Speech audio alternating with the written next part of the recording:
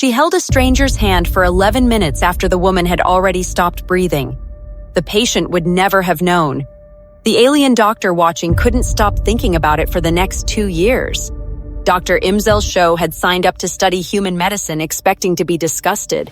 That was not an unkind thing to admit. It was, in fact, the standard expectation across the Confederation's medical corps. Humans were a young species with a young species relationship to death. Messy, improvised, full of grief they hadn't yet learned to manage with any dignity. Every species went through this phase. The Thralin had spent 3,000 years perfecting the art of dying quietly, without burdening anyone. The Ostari had developed a medical culture so efficient that a citizen could, if they chose, schedule the exact week of their own passing and have it handled with the same calm as a dental appointment. Humans, by contrast, fought. They fought illnesses that had no cure, spent fortunes they didn't have on treatments that bought weeks instead of years, and screamed at hospital ceilings when the machines finally stopped. Imzel had read 400 case studies before she ever set foot on Earth, and every one of them left her with the same quiet, condescending pity. Poor things, she'd thought. They haven't learned yet how to let go. She was assigned to a small regional hospital in a place called Ohio, tasked with only observing, per Confederation protocol, the human approach to long-term palliative care. It was considered a soft assignment, unlikely to produce anything the Confederation didn't already know. She expected 6 months of quiet paperwork and then a transfer somewhere more interesting. She met Sam Okafor on her second day. He was not a doctor. He was not a patient. He was, according to the intake forms, a certified nursing assistant, 24 years old, 3 years into the job, working the overnight shift on the long-term care floor. The floor, Imzel had already learned in whispered hallway conversation, that the other staff quietly called the goodbye floor. It was where people went when there was nothing left to cure, only to manage, only to make bearable. Sam's job, on paper, was simple. Turn patients so they didn't develop bed sores, administer medication on schedule, change linens, record vitals. Menial work, technically. The kind of labor the Confederation had automated out of existence 2 centuries ago, on the grounds that it was undignified to make a sapient being do it, and unnecessary when machines could do it better. Imzel watched him do it for 6 weeks before she understood what she was actually looking at. There was a woman on the floor named Dorothy Voss, 81 years old, deep into a neurological decline that had taken her ability to speak in full sentences, then to recognize most of her family, then, in the final weeks, to recognize the room she was in from 1 hour to the next. Her chart was thick with the sterile language of decline, progressive, irreversible, comfort care only. Imzel had seen the equivalent condition in 6 other species.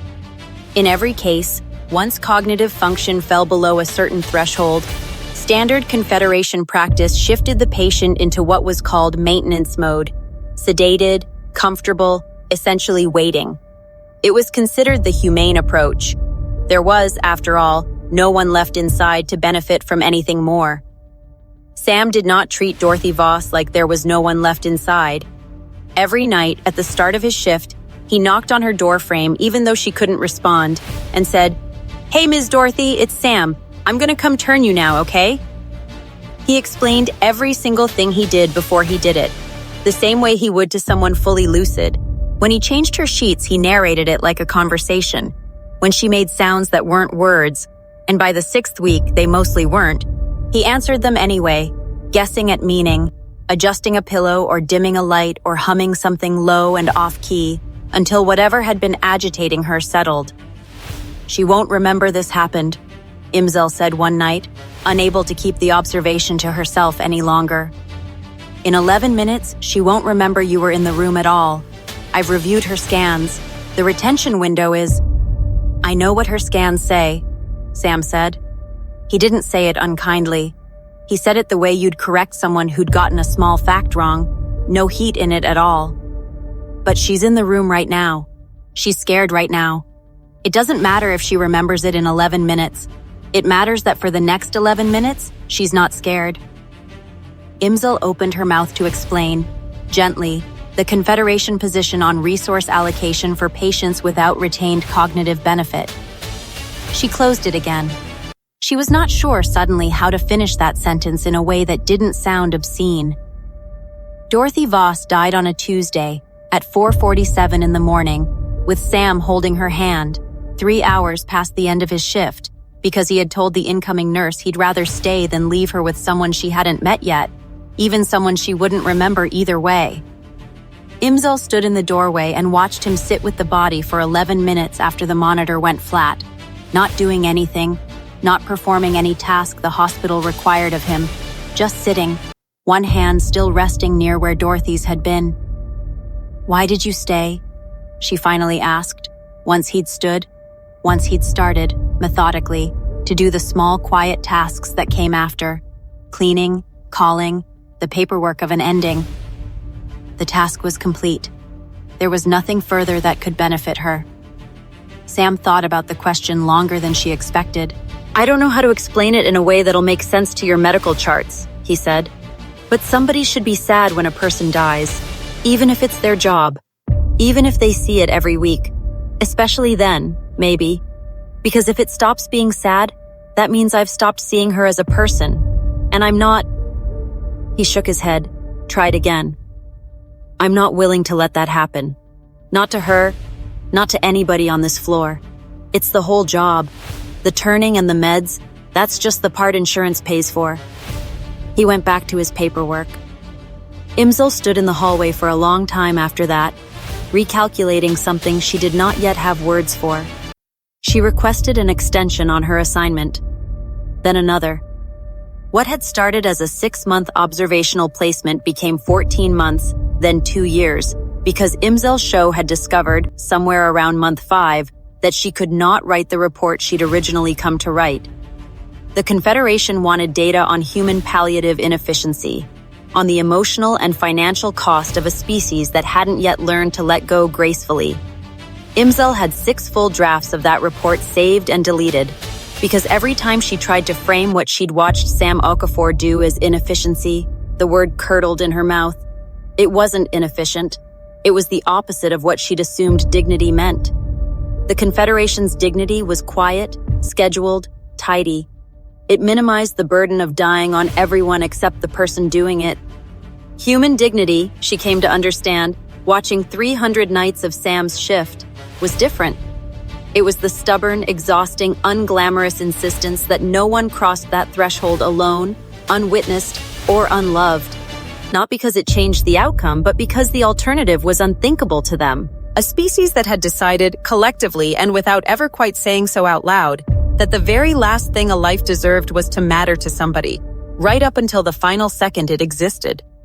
She thought of every dying patient she had ever sat with in her own career, back on her homeworld, competent, painless, alone by design, because company was considered an intrusion on a peaceful end.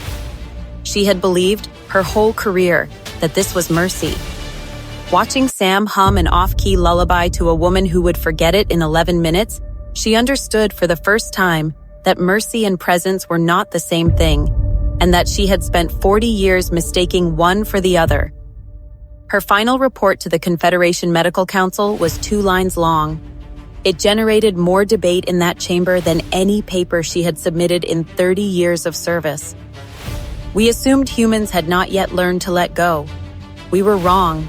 They have simply decided that letting go is not something you do to a person. It is something you do alongside them, for exactly as long as it takes, without once looking away. I recommend we stop studying this as a deficiency. I recommend we start studying it as the thing we lost, a very long time ago, and called progress."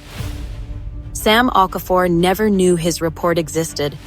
He worked the goodbye floor for another 11 years, 300 and some nights a year, and never once considered what he did remarkable.